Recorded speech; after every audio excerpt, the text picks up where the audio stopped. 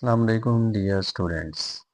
आज हम बच्चों 2023 का यूएचएस का एमडी कैट का पेपर फिज़िक्स का सॉल्व करने जा रहे हैं। तो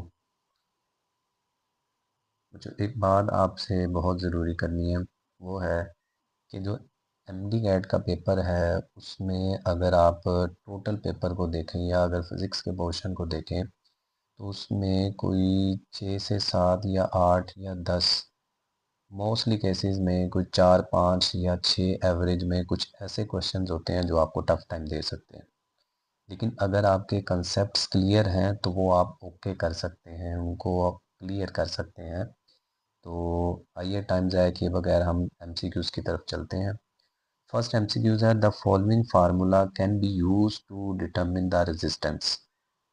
हमें जो फार्मूला दिया गया है वो रेजिस्टेंस को फाइंड करने का है और वो फार्मूला भी गिवन है R is equal to rho L over A.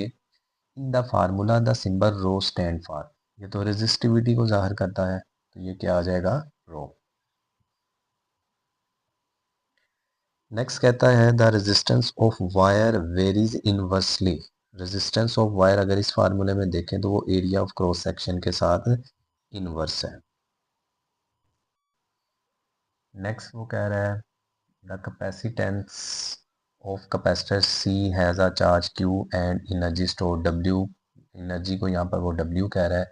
If the charge is increase to 2Q, charge को क्या किया गया है, डबल, एनर्जी स्टोर क्या होगी। तो यहाँ पर जो एनर्जी स्टोर का फार्मूला है वो होता है half Q square over 2C या 1/2 Q स्केयर ओवर C। एक फार्मूला इसका ये होता है हाफ QV और एक ये फार्मूला होता है हाफ CV स्केयर। बच्चों अगर हम यहाँ पर देखें तो चार्ज और कैपेसिटेंस का जिक्र है, डेट्स वाई हमारे पास ये वाला फार्मूला लगेगा। मैं फिर भी आपको इससे भी बताऊंगा आंसर, इससे भी बताऊंगा, कोई भी फार्मूला लगा दें आपका आंसर सेम आने वाला है। तो एनर्जी को हम यहाँ पर W से रिप्रेजेंट कर देते हैं। तो अगर देखें तो हमारे पास जो चार्ज का एनर्जी से रिलेशन है वो है डायरेक्टली प्रोपोर्शनल का स्केयर। तो अगर मैं Q की जगह 2Q रखता हूँ तो नया जो एनर्जी होगा वो हमारा 2Q स्केयर हो जाएगा। तो ये हो जाएगा हमारे पास 4Q स्केयर हो जाएगा, 2 का स्केयर 4। तो यहाँ से नई वाले जो एनर्जी है वो पहले वाली एनर्जी के कितने गुना हो जाएगी, 4 गुना हो जाएगी। अच्छा बच्चों इस वाले फार्मूले से भी हम आंसर दे सकते हैं, बट इसके लिए आपको Q प्रोपोर्शनल V वाला रिलेशन याद होना चाहिए। अगर Q को डबल करेंगे तो पोटेंशियल भी क्या होगा, डबल। तो अगर मैं 2Q रखता हूँ और यहाँ से 2V रखता हूँ तो तब भी 4 टाइम बनेगी। अगर हम यहाँ पर वोल्टेज वाला रिलेशन देखें तो वोल्टेज भी चार्ज के डबल होने से डबल हो रहा है। तो यहाँ पर अगर मैं 2V रखता हूँ तो वो 4 बनेगा और 4 अगेन हमारे पास यही आंसर बनेगा। यानी कोई भी फार्मूला लगा दें आंसर सेम आएगा, बट आपको पता ही होना चाहिए कि कब कहाँ क्या रिलेशन यूज़ करते हुए हमने आंसर निकालना है। इन शॉर्ट शॉर्ट ट्रिक में हम डायरेक्ट यही फार्मूला लगाएंगे। नेक्स्ट बच्चों है to store electric charge the ultra capacitors are used in. ये जो अल्ट्रा कैपेसिटर्स होते हैं ये डबल लेयर कैपेसिटर होते हैं। इसमें क्या होता है, एक इलेक्ट्रोलाइट होता है मतलब एक सॉलिड होता है, और एक हमारे पास इलेक्ट्रोलाइट होता है मतलब लिक्विड होता है। इन दोनों के दरमियान में एक एनर्जी स्टोर्ड मतलब चार्ज यहाँ पर क्या हो जाता है, स्टोर हो जाता है। इस लेयर को हम डबल लेयर इसलिए कह रहे हैं और इस लेयर का नाम क्या है, हेल्महोल्ट्ज़ लेयर भी इसको कहते हैं, डबल लेयर को। तो ये आपने याद रखना है, ये मतलब आपकी बुक से रिलेटेड नहीं है, ये मतलब आउटसाइड टॉपिक से बनकर आया और यही आपको टफ टाइम देने वाला एमसीक्यूज था। तो Gauss's law can not be use to find. Gauss's law का फार्मूला होता है कि टोटल इलेक्ट्रिक फ्लक्स होता है 1/एप्सिलॉन naught time the charge enclosed. तो गोजेज लॉ किस लिए फाइंड करने में काम नहीं आता, ये तो इलेक्ट्रिक इंटेंसिटी फाइंड करने में भी काम आता है। अगर मैं यहाँ पर E डॉट ए फार्मूला लगा दूँ इलेक्ट्रिक फ्लक्स में तो ये इलेक्ट्रिक फ्लक्स फाइंड करने में, इलेक्ट्रिक इंटेंसिटी फाइंड करने में मदद करेगा। और इलेक्ट्रिक इंटेंसिटी को ही हम इलेक्ट्रिक फ्लक्स डेंसिटी कह सकते हैं। यहाँ से चार्ज भी निकाला जा सकता है, लेकिन ये मीडियम के बारे में प्रिडिक्शन नहीं देगा, ये मीडियम से इंडिपेंडेंट है। मीडियम तो इन्वॉल्व है लेकिन ये मीडियम के बारे में आपको कुछ बता नहीं पाएगा।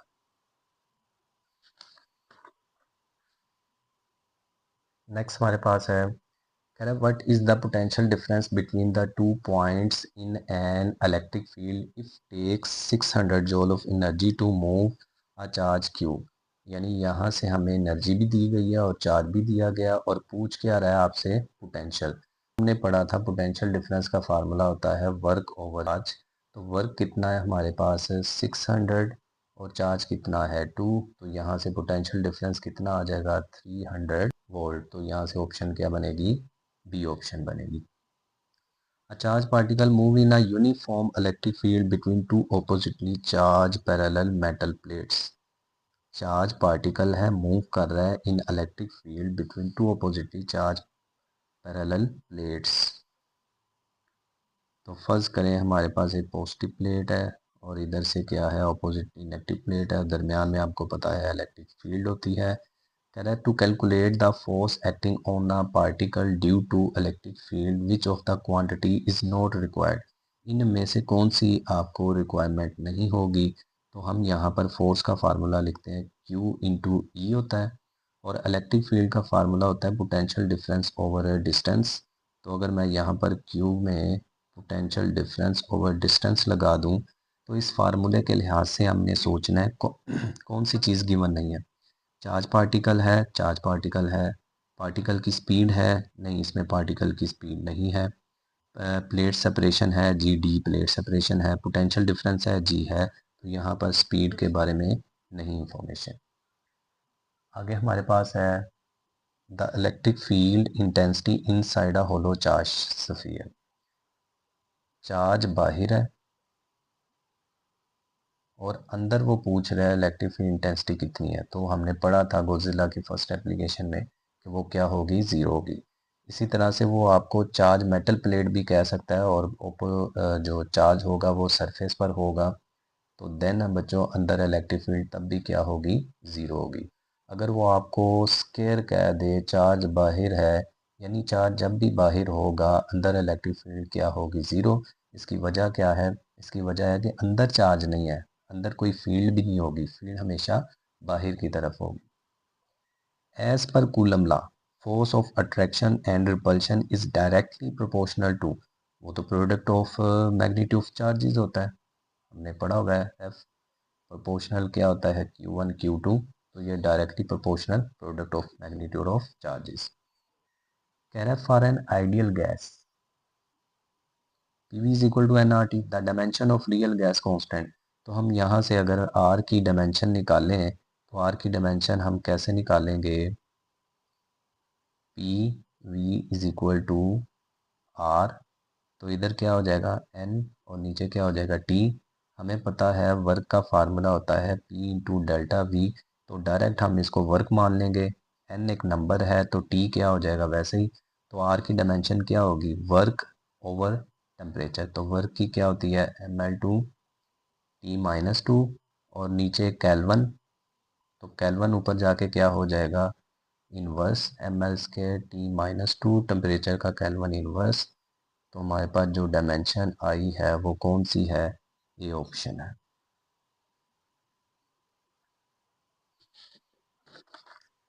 नेक्स्ट हमारे पास है a distant star is receding from earth with a speed. Star की जो स्पीड है वो हमारे पास कितनी है जो कि हमारा एज अ सोर्स काम करेगा। It emits light of frequency, ये हमें पास एक रेफरेंस फ्रीक्वेंसी दे रहा है जो वेस्ट पर ऑब्जर्व की गई है। The speed of light this and the Doppler effect formula can be used with the light wave. What will be the frequency of light when detected on earth। तो ये हमारे पास इसका जो फार्मूला होगा वो होगा F dash is equal to V over V plus US into F. तो इस फार्मूले से अगर हम कैलकुलेट करें तो ये आंसर हमारा बन रहा है। तो इसमें ज़रा कैलकुलेशन देख लें, ये 3 10 पावर 8 होगी, ये भी 3 10 पावर 8 होगी और जो हमारे पास सोर्स की स्पीड है वो है 1.40 10 पावर 7। इसको मैं 8 वाले ऑर्डर में कन्वर्ट करता हूँ तो 0.14 10 पावर 8 और मल्टीप्लाई बाय हमारे पास एफ। एफ हमारे पास कितना है मैं इस साइड पर लिख रहा हूँ 4.57 10⁻14। तो ये इससे आंसर छोटा होना चाहिए। जब आप इस सारे को सॉल्व करेंगे तो ये आंसर आएगा 0.95। तो 4.57 10 पर क्या होगा 14। तो ये जब इस नंबर को मल्टीप्लाई करेंगे तो ये कम नंबर आएगा, इससे कम आएगा, तो कम वाला हमारे पास ये होगा। The speed of sound in ideal gas depend upon. तो स्पीड ऑफ साउंड का फार्मूला था, हमने पढ़ा था गैमा पी ओवर रो। और स्पीड ऑफ साउंड का फार्मूला टेम्परेचर के डायरेक्ट भी था, तो यहाँ पर हमारे पास ऑप्शन बन रही है temperature and density. The wave trough refers to. Wave trough होता है lowest part of the transverse wave. आगे कह रहे हैं if the transverse wave are passing through the medium then the particle of medium. Transverse wave है वो पास कर रहे हैं किसी मीडियम से, तो पार्टिकल्स ऑफ मीडियम क्या करेंगे, ये तो सिंपल हार्मोनिक मोशन होता है।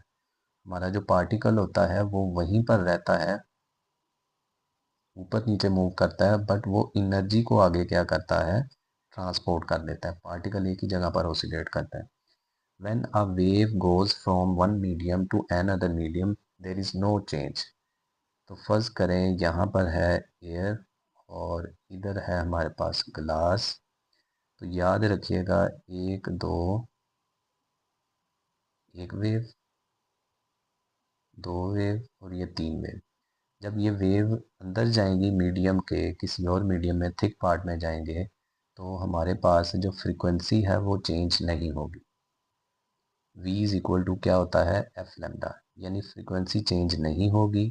तो फिर हमारी थिकनेस वाले मीडियम में जब हम जाते हैं तो हमारी स्पीड कम होती है, तो वेव भी क्या हो जाएगी, छोटी हो जाएगी। यानी फ्रीक्वेंसी वेव की तादाद जितनी थी उतनी ही रहेगी दूसरे मीडियम में जाके, बट उसकी स्पीड कम होने से उसकी वेवलेंथ भी क्या हो जाएगी, कम। तो यहाँ पर फ्रीक्वेंसी में कोई चेंज नहीं आएगा। The first law of thermodynamics with law of conservation of, ये हमें पता है एनर्जी होता है। इसी फर्स्ट लॉ ऑफ थर्मोडायनामिक्स को law of conservation of energy भी कहते हैं। तो फर्स्ट लॉ ऑफ थर्मोडायनामिक्स की जगह पर आप फर्स्ट लॉ जो law of conservation of energy की डेफिनेशन भी लिख सकते हैं।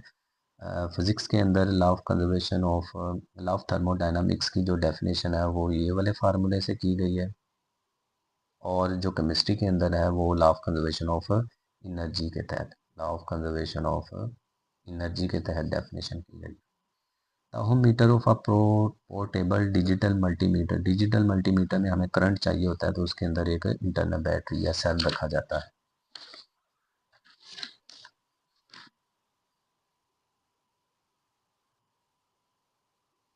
नेक्स्ट बच्चों है N ideal gas molar specific heat Cp at constant pressure when the temperature of n mole is increase by delta T increase in internal energy.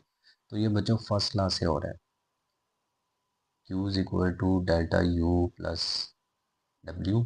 तो हम यहाँ से इंटरनल एनर्जी निकालते हैं, तो Q माइनस क्या होगा W, तो डेल्टा U आ गया। तो डेल्टा U अगर मैं इधर लिख लूँ तो यहाँ पर QP आएगा, क्योंकि हमारे कांस्टेंट प्रेशर पर बात हो रही है। तो QP की वैल्यू होती है NCP डेल्टा T, और वर्क का फार्मूला होता है P डेल्टा V। तो NCP delta T minus PV is equal to NRT। PV is equal to NRT से अगर मैं इस P डेल्टा V की वैल्यू लिखूँ तो NR डेल्टा T हो जाएगा। तो यहाँ से N कांस्टेंट आ गया, CP माइनस N हो जाएगा और CP माइनस R हो जाएगा। N बाहर आ गया, इधर से डेल्टा T भी बाहर आ गया। तो ये डेल्टा U किसके बराबर है, NCP minus R, NCP minus R। तो ये C ऑप्शन हमारे पास दुरुस्त होगी। A wire of uniform area of cross section A, length L, resistance R cut into two equal parts। फर्ज करें ये वायर है जिसकी लेंथ L है, अगर मैं इसको कट करता हूँ तो जो नया पीस आ जाता है उसकी लेंथ हो जाती है आधी। तो आपसे पूछ रहा है रेजिस्टिविटी क्या है, तो रेजिस्टिविटी तो लेंथ के ऊपर डिपेंड ही नहीं करती, डायमेंशन के ऊपर डिपेंड ही नहीं करती। तो ये क्या रहेगा, रिमेन सेम। कंफ्यूज करने की कोशिश की है। हाँ, अगर रेजिस्टेंस होता तो रेजिस्टेंस भी आधी हो जानी थी अगर रेजिस्टेंस का जिक्र होता, but resistivity does not depend upon dimension, length, area. तो डैट्स वाई हमारे पास ये क्या होगा, रिमेन सेम। कह रहा है 0.5 टेस्ला, टेस्ला होता है मैग्नेटिक फील्ड का unit, is applied over an area, area है 2 meter square, which lies at 60 degree with the field, then the resultant flux is, flux होता है बी ए कॉस थीटा, तो बी है 0.5, ये half बना, एरिया है 2, half 2 से कैंसिल हो गया, कोस 60 हमारे पास होता है 1/2, 1/2 0.5, तो अगर नहीं तो आप कैलकुलेट कर लें, मैंने तो माइंड के अंदर ही कैलकुलेशन कर ली थी। 0.5 2 कोस 60, ये होता है 1/2, ये होता है 2 कोस 60 होता है 1/2, ये से कैंसिल तो 0.5, जैसे मर्जी इसको कर लें। नेक्स्ट हमारे पास है magnitude of magnetic force will be maximum on current carrying conductor in a uniform magnetic field if the conductor place, तो magnetic force on a current carrying conductor formula होता है ILB साइन ऑफ थीटा, अगर ये maximum है तो sign सिर्फ maximum 90 degree पर होता है, 90 डिग्री के हवाले से परपेंडिकुलर केस बनता है, तो दैट्स वाई ये ऑप्शन होगी। In principle, transformer consists of two coils copper electrically insulated from each other wound on the same iron core। और आयरन हम कौन सा लेते हैं, सॉफ्ट आयरन कोर ले रहे होते हैं, ये आपको ट्रांसफार्मर की कंस्ट्रक्शन में पता भी होगा। In Compton effect incident photon when compare to scattered photon is of, incident photon या एनर्जी और फ्रीक्वेंसी और एनर्जी मोमेंटम का जिक्र है, तो याद रखिएगा जो इंसिडेंट फोटोन होता है उसकी जो एनर्जी होती है वो कम हो जाती है स्कैटर्ड से, क्योंकि वो टकरा के अपनी एनर्जी अगले को दे देता है और अपनी एनर्जी कम कर लेता है, जिससे वेवलेंथ इंसिडेंट की ज़्यादा हो जाती है स्कैटर्ड से। इसी तरह से फ्रीक्वेंसी ऑफ इंसिडेंट कम हो जाती है फ्रीक्वेंसी ऑफ स्कैटर्ड से। यहाँ पर हमारे पास होगा energy as compared to the scattered photon is of the incident photon as compared to the scattered photon के हवाले से जो इंसिडेंट फोटोन है उसकी एनर्जी और मोमेंटम दोनों ही क्या होंगे, ज़्यादा हो जाएंगे। नेक्स्ट हमारे पास है which of following is longest wavelength of radiation for Paschen series, तो मैं लैम्डा मैक्सिमम का बच्चों आपको फार्मूला दे रहा हूँ, ये फार्मूला आपने शॉर्ट ट्रिक में याद रखना है, ये होता है P square P plus 1 square over 2p plus 1 into R H. यहाँ पर पास्टन सीरीज में जो p है वो हमारे पास 3 है, तो जब आप 3 रख के इसको सारा सॉल्व करेंगे तो ये आएगा 144/7 आर एच। जब आप इसको कैलकुलेट करेंगे तो हमारे पास ये आंसर आएगा 10 की रेस पार 2 3 4 5 6 7 8, ये -8 आएगा, जो कि रेड बग में ये वैल्यू होती है 7, तो ऊपर जाएगी तो ये एक बढ़ जाएगी, तो -8 के हवाले से 0.00 वाली वैल्यू बन रही है, और ये पर मीटर वाली तो ऑप्शन हो ही नहीं सकती, तो फिर ये ऑप्शन होगी। अब ये थोड़ा सा टेक्निकली आपको ये चीज़ें सोचनी पड़ेंगी, और ये कैसे टेक्निकली चीज़ें आप अंडरस्टैंड कर सकते हैं, ये प्रैक्टिस से ही आएंगी आपको चीज़ें। विच of following is the correct definition of variable velocity, correct definition of variable velocity वो है unequal displacement in equal interval of time, unequal displacement in equal interval. Which of following fractional change in resistance पर kelvin, तो ये तो temperature coefficient of क्या होती है, resistance. अगर यहाँ पर रेजिस्टिविटी देता तो फिर सी ऑप्शन थी, अदरवाइज रेजिस्टेंस है तो डी ऑप्शन। नेक्स्ट कह रहा है according to maximum transfer theorem which of the following is the maximum power delivered by the battery to the output, तो हमारे पास ये ऑप्शन है। अगर स्मॉल आर ना हुआ तो कैपिटल आर के हवाले से भी ऑप्शन हमारे पास बन सकती है। Velocity selector will be select only the particle whose velocity is, तो याद रखा गया इलेक्ट्रिक फोर्स और मैग्नेटिक फोर्स जब बराबर होती हैं तो यहाँ से क्यू ई आता है और इधर से क्यू वी बी आता है, क्यू से क्यू कैंसर, तो E is equal to V B आता है, और अगर वी निकालें तो ई ओवर बी आ सकता है, तो ये सी सॉरी ए ऑप्शन हमारे पास बनेगी। ये भी एमसीक्यूज एक दफ़ा बन के आया हुआ है। The product of velocity and magnetic field is equal to क्या होगा, इलेक्ट्रिक फील्ड के बराबर। कह रहा था induced EMF produce in a coil is some time is called, तो सम टाइम इसको हम क्या कहते हैं, बैक ईएमएफ कहते हैं। The quantity delta phi over delta T has same unit as EMF क्योंकि फ्राडे लॉ का फार्मूला होता है -n delta phi over delta T, तो n एक नंबर है, इसके तो कोई यूनिट नहीं होंगे, फिर इसके यूनिट इससे ही मैच करेंगे। Working principle of magnetic levitation train ये होता है हमारा फ्राडे लॉ के ऊपर। कह रहा है the expression for the EMF produce by the AC generator. अब कोई मैक्सिमम नहीं, कोई मिनिमम नहीं, कुछ भी नहीं कहा, तो सिंपल फार्मूला हमारे पास EMF का ये होता है नवाब साइन ऑफ थीटा। कह रहा है for the positive half cycle 0 to T/2 the diode will be, 0 से T/2 के दौरान डायोड हमारे पास क्या हो सकता है, फॉरवर्ड बाइस हो सकता है।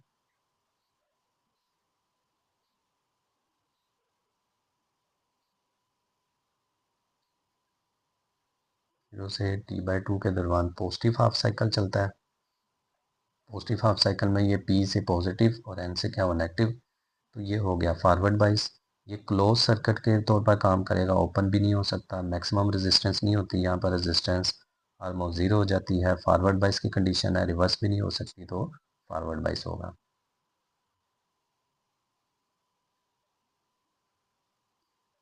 नेक्स्ट है the process of ejection of loosely bound electron from a certain photosensitive surface by absorption of photon. Electron की इजेक्शन ये फोटो इलेक्ट्रिक इफेक्ट ही हो सकता है लाइट के जरिए।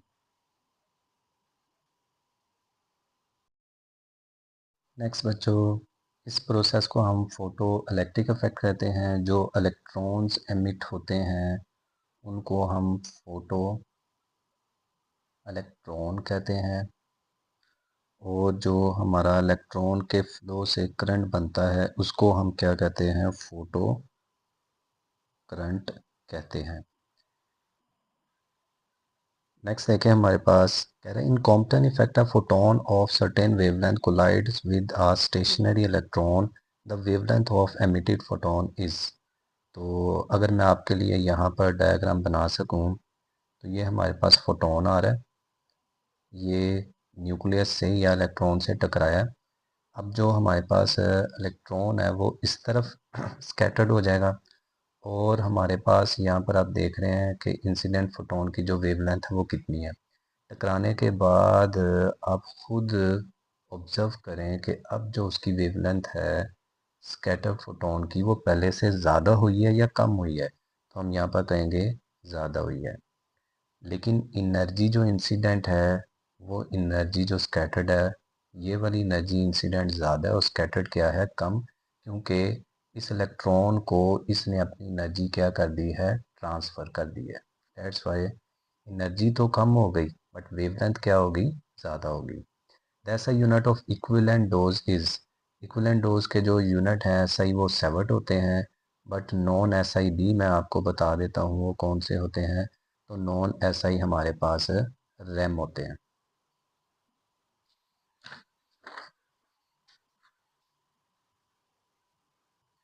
नेक्स्ट बच्चों है Balmer series of hydrogen atom is important because of it is only one for which the quantum theory can be use. नहीं, it is only series that occur for hydrogen, ये सबके लिए होती है। It is in the visible region, तो that's why ये वाला answer हमारा होगा। It involve lowest possible quantum number, no ये भी नहीं है। कह रहा है the decay rate of radio active substance is. जो डिके रेट है वो हमारे पास यहाँ से और एक्सपोनेंशियली हमारे पास तो डिक्रीज एक्सपोनेंशियली विद टाइम हो। कह रहा है the relay between the reds give by. तो आपने याद रखना है वन रेड बराबर होता है, वन रेडिएशन बराबर है 0.01 ग्रे के बराबर होता है। तो अगर मैं यहाँ से डेसिमल को ख़त्म करूँ तो ये 1 बाय क्या बनेगा, 100 ग्रे, 1 रेड, ये 100 अगर इधर मल्टीप्लाई हो जाए तो 1 ग्रे इज इक्वल टू क्या होगा, 100 रेडिएशन के बराबर। तो ये आंसर होगा हमारे पास डी होगा।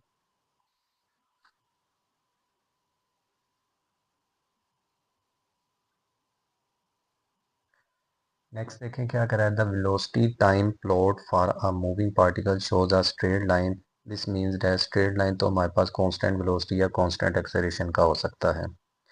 A man is in a car with that is moving with velocity 30 km per hour. His speed with respect to respect to car.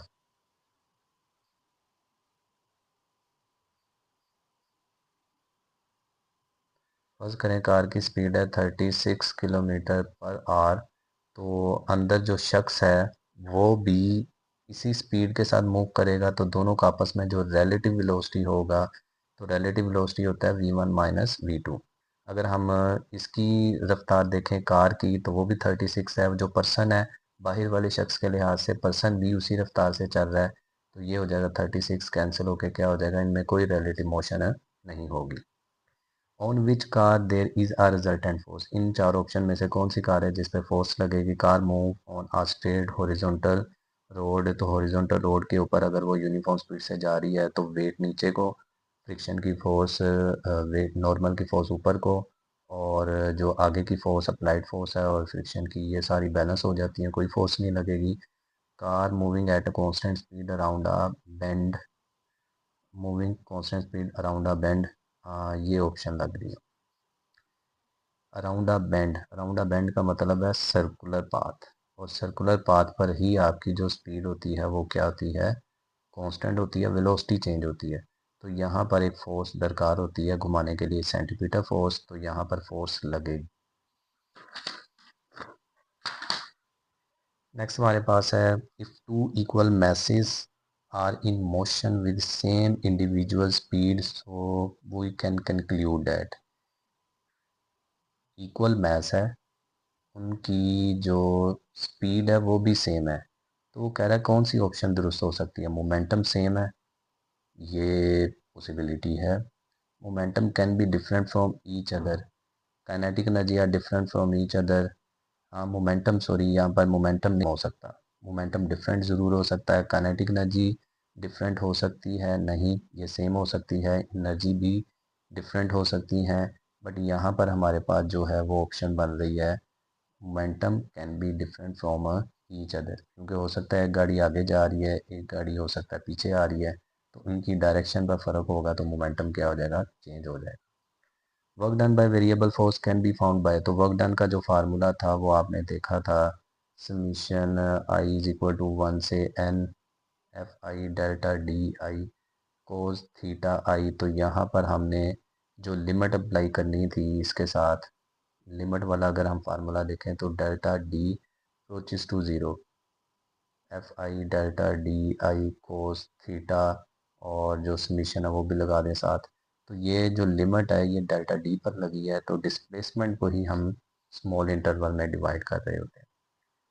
Next बच्चों हमारे पास है 1 रेडियन इज एनालोगस ऑफ, तो आपने पढ़ा हुआ होगा 1 radian is equal to 57.3 degree, but ये मिनट सेकंड के अंदर है, तो इसको कैसे करते हैं, तो 57 डिग्री आप अलग कर लें, प्लस करके 0.3 डिग्री अलग कर लें, तो 57 डिग्री प्लस 0.3, इसको मिनट में कन्वर्ट करने के लिए 60 से आप क्या कर दें, मल्टीप्लाई, तो ये हो जाएगा 57 डिग्री प्लस ये हो जाएगा हमारे पास 18 minute.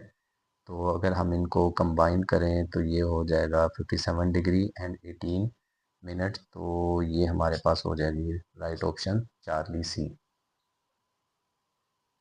In displacement time graph if the slope is constant, slope क्या है पास कांस्टेंट है, तो वेलोसिटी क्या होगी, वो भी हमारे पास कांस्टेंट होगी। 8 kilogram slides along a horizontal frictionless floor and the 3 meter per second collide with a relatively massless spring that compress 12 centimeter before box coming to the rest. Calculate the retarding force of the spring. तो यहाँ पर जो आपने formula लगाना है वो हमारे पास है, चेंज इन काइनेटिक एनर्जी बराबर क्या होगा W, तो काइनेटिक एनर्जी का फार्मूला क्या होता है हाफ एम वी स्क्वायर, और वर्क का फार्मूला क्या होता है हाफ, वर्क का फार्मूला होता है एफ इंटू डी, बट यहाँ पर स्प्रिंग के केस में हम एक्सटेंशन लगाएंगे या कंप्रेशन लगाएंगे, तो उसका डिस्टेंस आएगा हमारे पास। तो वैल्यूज पुट करते हैं, हाफ, मास है 8, वेलोसिटी है हमारे पास 3, फोर्स हमने फाइंड करनी है, जबकि डिस्टेंस हमारे पास है, कंप्रेस कितना किया गया 12 सेंटीमीटर, तो ये हो जाएगा 12 10 रेज पर कितना -2, तो ये 2 से 8 काट दें तो 4, ये हो जाएगा हमारे पास 9, तो फोर्स मल्टीप्लाई बाय 12 10 रेज पर क्या होगा -2, ये हो जाएगा हमारे पास 36 और ये वैल्यू नीचे आके डिवाइड हो जाएगी और इधर से हम फोर्स निकालेंगे तो F इज़ इक्वल टू ये हो जाएगा हमारे पास 3, ये -2 पर जाके +2 हो जाएगा तो ये 300 न्यूटन फोर्स हमारे पास आ जाएगी। Circular line has a fix distance from, एक सर्कुलर लाइन फिक्स डिस्टेंस से रेडियस ही हो सकता है, तो a point on a circle a fix point, a circular line has a fix distance from the any point, a point on a circle, a point outside the any point, नहीं, fix point से ही हमारा circle पर जो distance हो सकता है वो क्या हो सकता है, सेम हो सकता है। आगे हमारे पास है 49 MCQ। If a particle is moving with uniform circular motion then velocity acceleration are anti parallel, velocity acceleration parallel, velocity and acceleration are perpendicular, zero acceleration. तो जब वो यूनिफॉर्म सर्कुलर मोशन में जाता है तो वो परपेंडिकुलर होता है। अगर आपकी वेलोसिटी बच्चों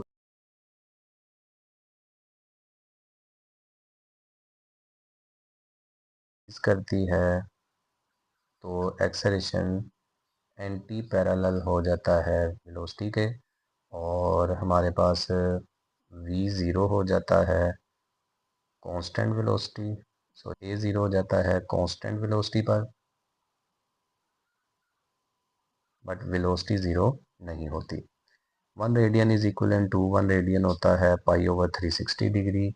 आगे an observer standing near sea shore observe 54 waves per minute if the wavelength of the wave is 10 metre.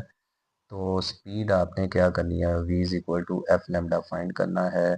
Frequency हमारे पास आएगी 54 वेव्स पर मिनट है हमारे पास, मल्टीप्लाई बाय लेमडा कितना है 10 मीटर, तो ये 54 बाय मिनट को सेकंड में करें तो 60, 10 ज़ीरो से ये गया और 6 9 54 होगा तो हमारे पास 9।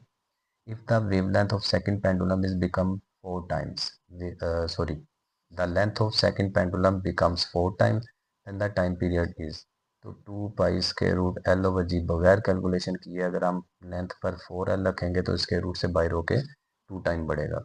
नहीं जी, बेस्ट ऑफ लक, फिज़िक्स से प्यार रखें और अपना काम मेहनत से करते रहें। मेरी दुआएं आपके साथ हैं। मज़ीद वीडियोस को देखने के लिए मेरे चैनल को सब्सक्राइब करें। अल्लाह हाफ़िज़।